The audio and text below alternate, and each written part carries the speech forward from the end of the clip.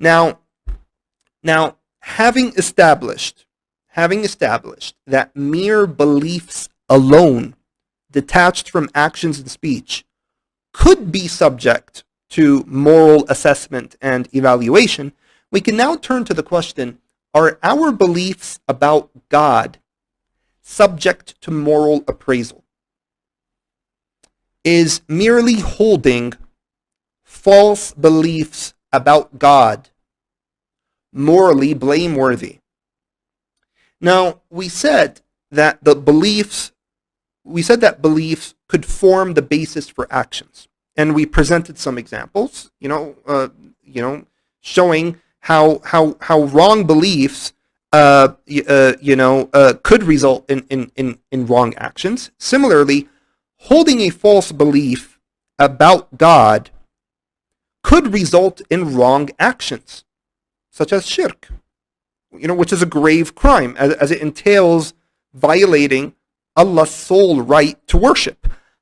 I'll expound more after a while, inshallah, as to why shirk is so evil of a crime. Holding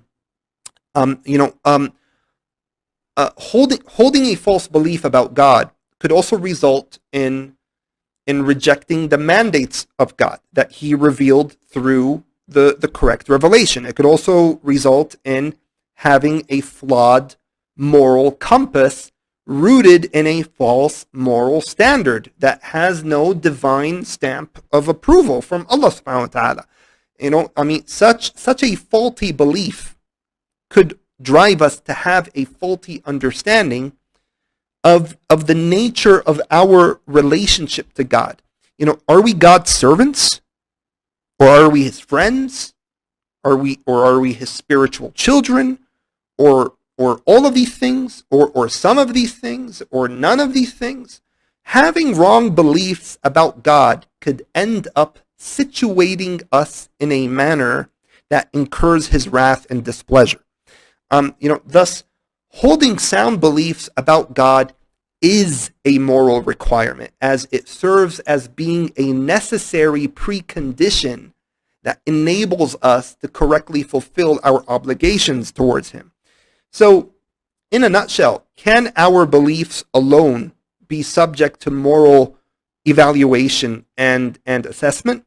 Is it sometimes critically important to have correct beliefs in order to be morally upright? The answer is a clear yes.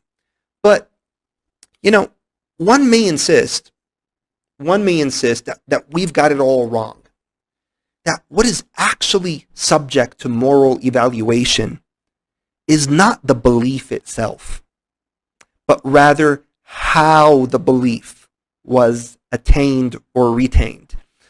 In other words, we don't pass moral judgments on beliefs themselves, but rather on the belief formation process.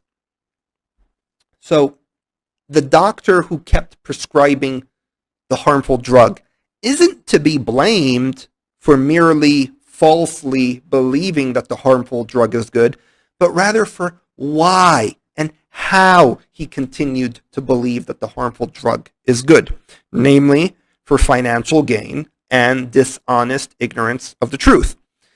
Similarly, these people raising this objection would say that holding a wrong belief about God isn't the problem, but rather why and how people hold these false beliefs could be the problem. So for example, if a person intentionally and knowingly rejects the true religion of God, then yes, he is to be condemned. But if the person follows a false religion while being sincere in thinking that it's true, then he cannot be blamed for it. Why? Because the belief formation process itself is commendable. So, for as long as the person was sincere in choosing what he believed to be true about God, then we cannot fault that person. Now, what does Islam say about this? Does it teach that sincere kuffar are necessarily excused? I've argued in a separate lecture which you can find on YouTube, called Deconstructing Religious Pluralism, which I mentioned earlier, that this is not the case. I've shown how the Quran itself doesn't simply excuse kuffar on account of their sincerity alone. I will not rehash that here for the sake of saving time, as this lecture is already going to turn out to be very lengthy as it is.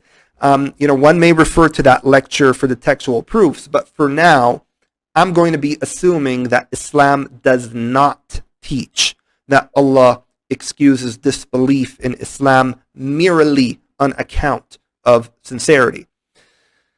So, is this problematic? Should people be morally excused simply on account of their sincerity?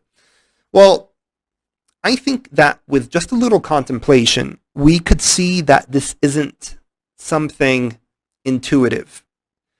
There are people who sincerely believe very disturbing things, and we don't excuse them for it. I mean, think of anything you hate. It could be racism, Zionism, colonialism, misogyny, Islamophobia, etc. I mean, there are sincere advocates of these isms and beliefs. The idea that they all get some blanket excuse for merely being sincere in their convictions doesn't really sit well with most of us. Most of us recognize that people can be blamed for putting themselves in a situation where they have ended up being duped, albeit sincerely, into adopting morally unacceptable beliefs. Inshallah, I will be expounding more on this sincerity objection later in the lecture.